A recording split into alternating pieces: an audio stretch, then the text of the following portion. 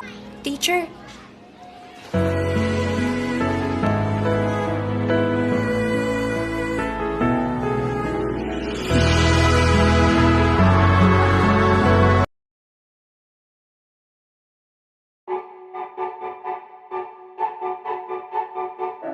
Section 1. Declaration of Policy.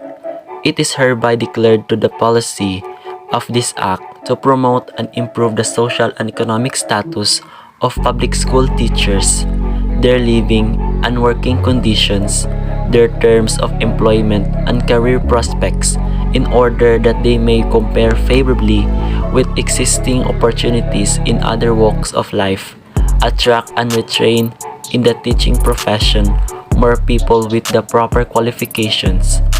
It being recognized that advance in education depends on the qualifications and ability of the teaching staff, and that education is an essential factor in the economic growth of the nation as productive investment of vital importance.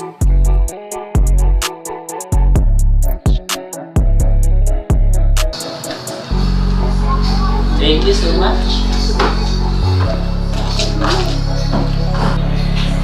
Morning, sir. Good morning. Have a seat.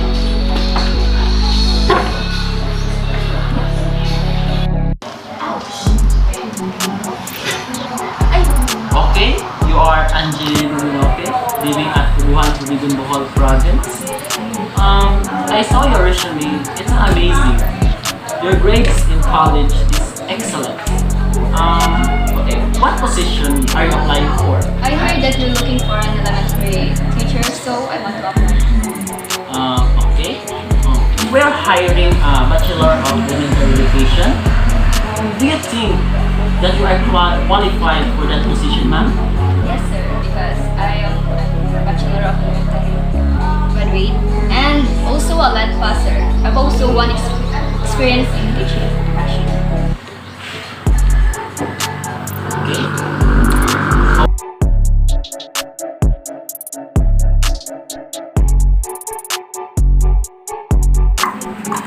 Thank you, Miss Lominoque. Just wait for acting. I'll call you later. Thank you, sir.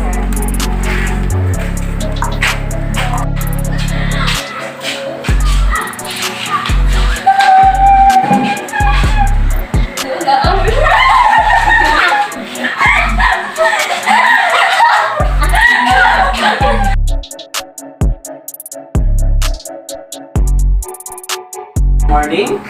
All of you are here now. I will distribute the copy of conduct for professional teachers like you.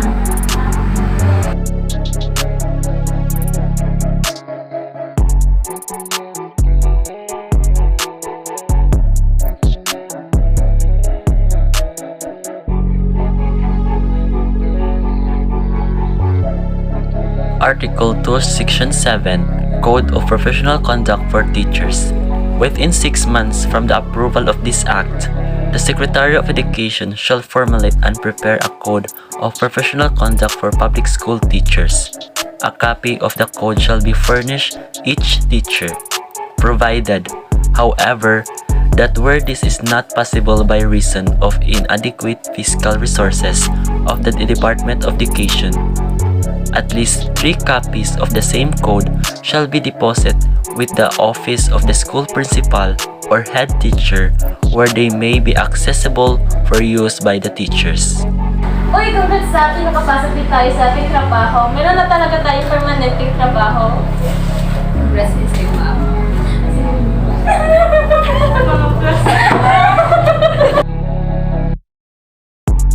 Article 2, Section 6, Consent for transportation expenses. Except for costs and as herein otherwise provided, no teacher shall be transferred without his consent from one station to another.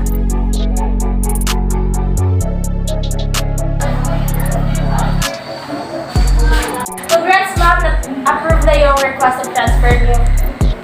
Opo ma'am, masaya-saya ko ngayon kasi makakasama ko na ang buong pamilya ko.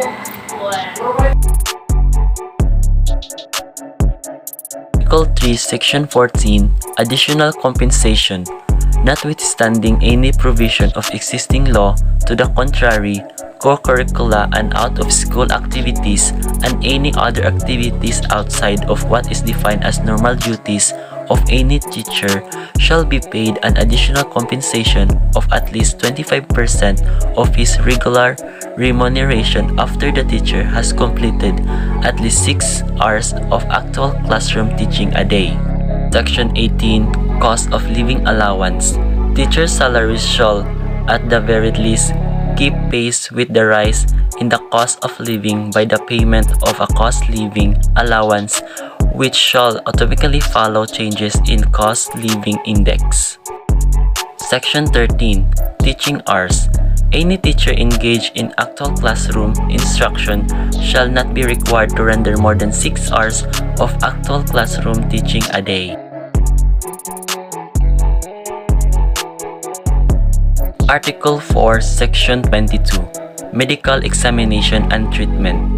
Compulsory medical examination shall be provided free of charge for all teachers before they take up teaching, and shall be repeated not less than once a year during the teacher's professional life.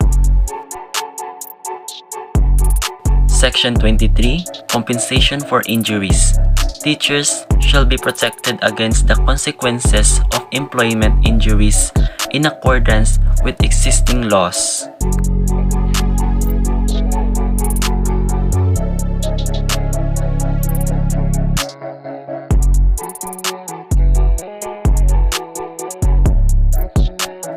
Article 5, Section 25.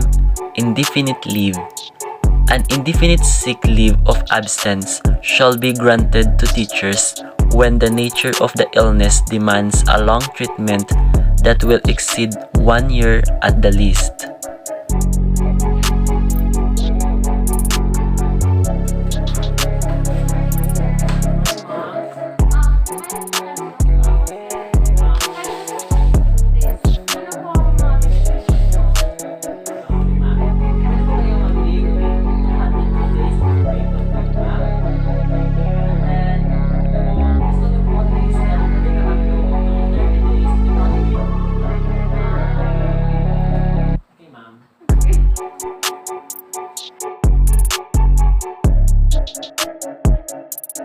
Article 6, Section 27, Freedom to Organize.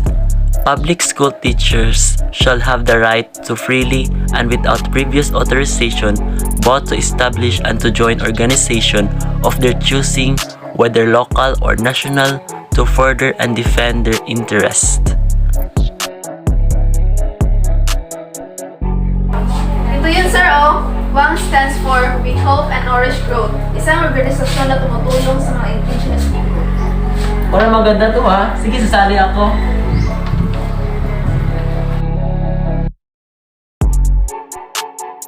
Article 7, Section 30. Rules and Regulations.